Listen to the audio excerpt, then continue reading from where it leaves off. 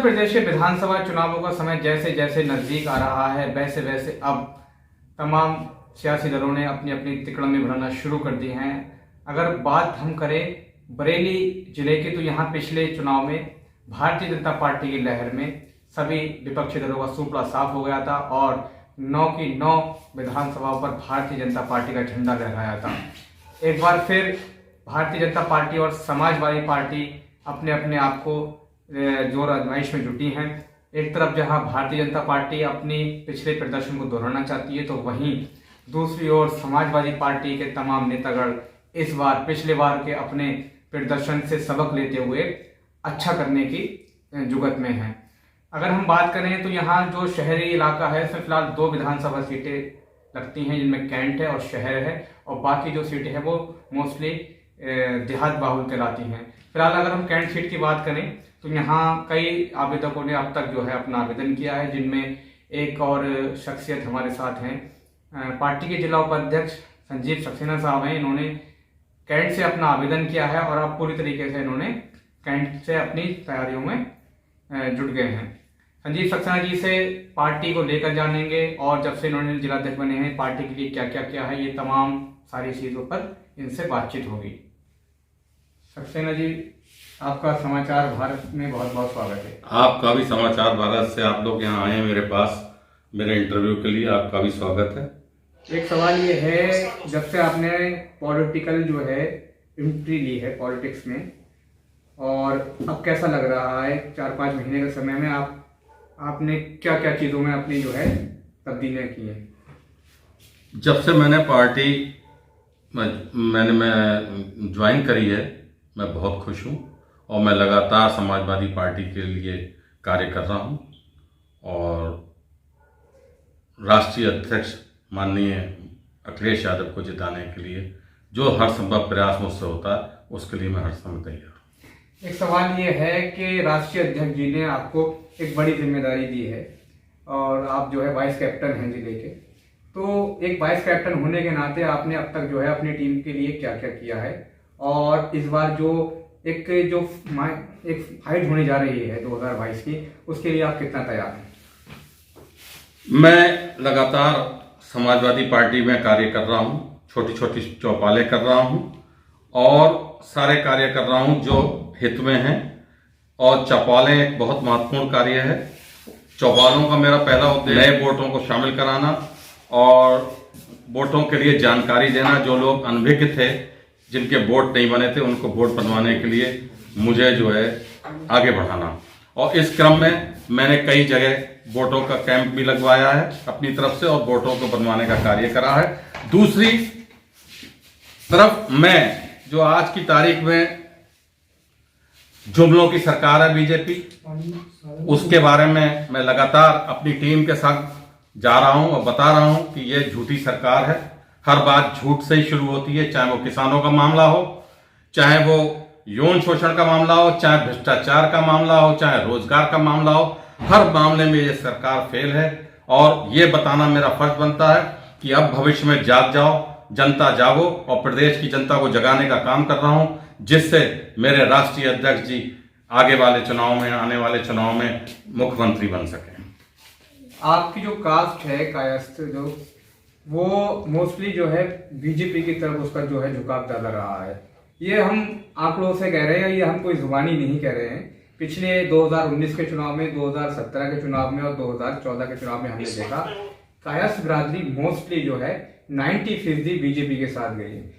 ऐसे में आपको राष्ट्रीय अध्यक्ष ने जिला उपाध्यक्ष बनाया है, क्या लगता है, बरेली जिले की बात करूंगा खाली, कायस्थ बिरादरी इस बार कितनी जो % जो है समाजवादी पार्टी की तरफ अपना रुझान करने वाली है?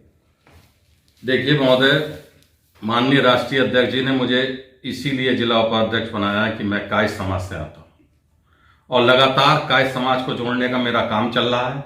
अभी हाल ही में मैं हुंकार रैली लखनऊ में मौजूद था और सैकड़ों लोगों को मैं बरेली से लेके गया था और वहां पर हम लोगों ने एकता का प्रतीक अपने आप को दिखाया है। और अगर माननीय किसी भी सजातीय हमारी आदमी को वोट मिलता है, वो मिलता है टिकट, तो मैं उसको जिताने के लिए हम सब लोग बिल्कुल तैयार रहेंगे।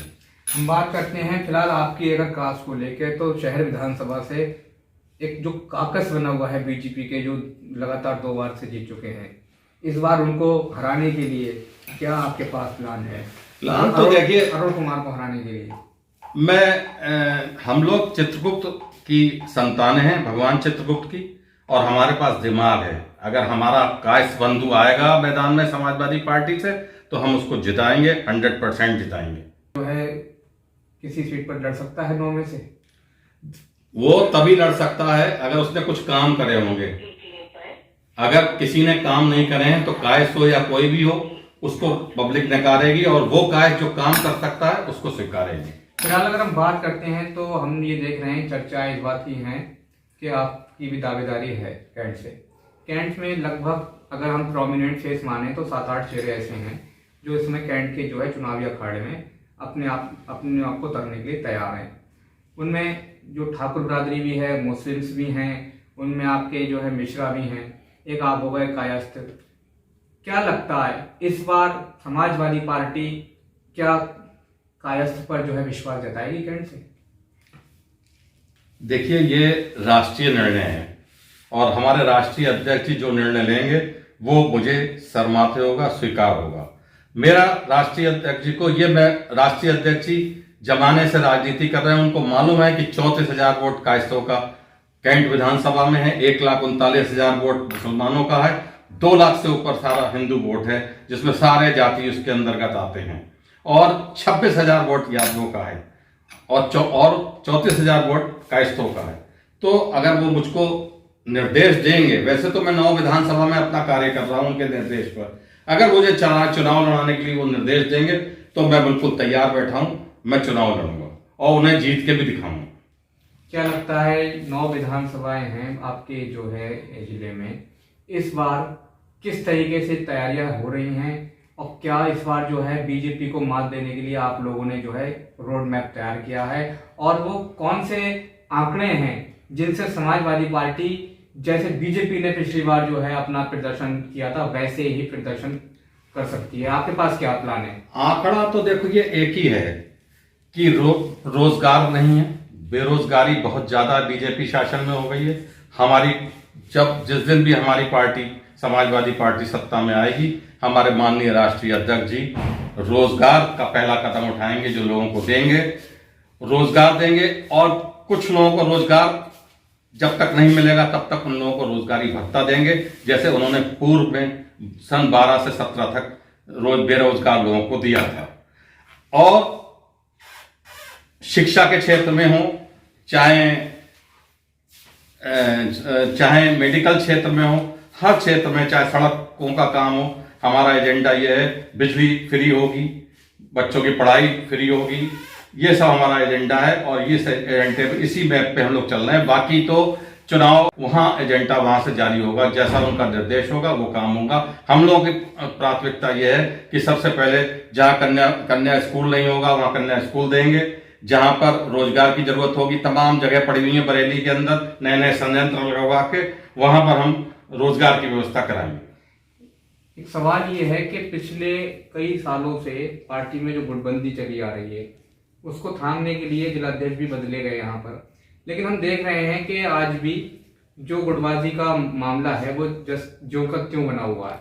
हमने देखा कल आपके पार्टी के बड़े लीडर आए थे, नेता विरोधी दल राम गोविंद चौधरी, उसमें सब लोगों, अलग अलग ग्रुप के लोगों ने अलग अलग अपने जो है उनको बुलाया। हमने देखा सोशल मीडिया पे, हमने देखा अखबारों में कि एक ग्रुप बंदी बना ली, उनको बुला लिया गया, उनका स्वागत कर दिया गया। क्या ये सारे जो स्वागत कार्यक्रम हैं, या जो सारे जो चुनावी कार्यक्रम थे, एक जगह बैठ करके सभी लोगों से वो नहीं मिल सकते थे? राम गोविंद चौधरी जरूर मिल सकते थे, हो सकता है किसी की कोई समस्या हो, वो ना आ पाया। मेरी समस्या थी, मैं उस समय नहीं पहुंच पाया, और जब दूसरा प्रोग्राम मुझे पता चला मैं पहुंच गया।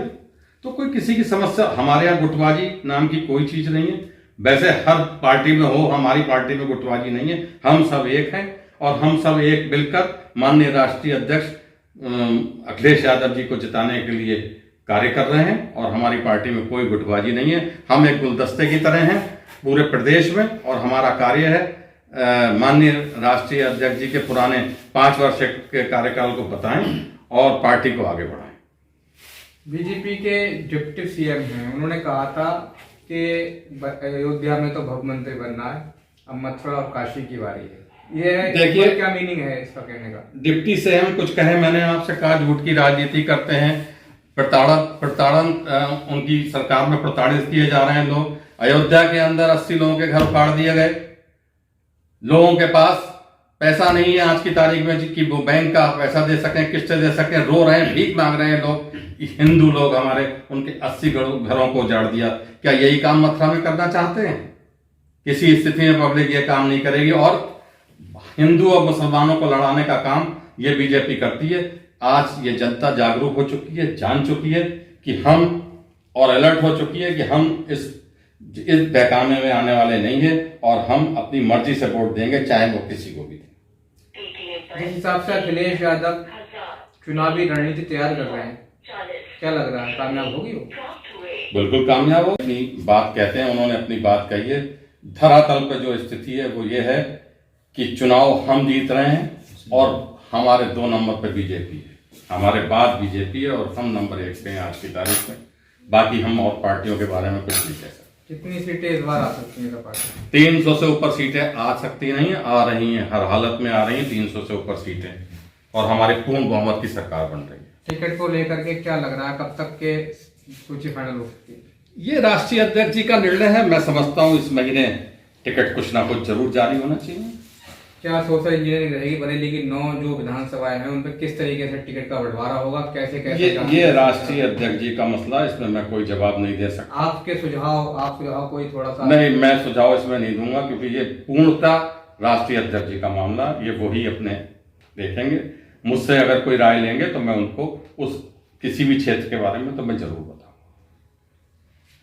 तो आपने हमारे साथ जिला उपाध्यक्ष संजीव सक्सेना साहब को, इन्होंने साफ तौर से कहा है कि इस बार समाजवादी पार्टी 350 से अधिक सीटें जीतने जा रही है और फिलहाल वो 9 की 9 विधानसभाओं में पार्टी को मजबूत करने का काम कर रहे हैं और भारतीय जनता पार्टी पर इन्होंने करारा हमला बोला है। भारतीय जनता पार्टी को उन्होंने झूठी, फरेबी और चालबाज सरकार बताया है।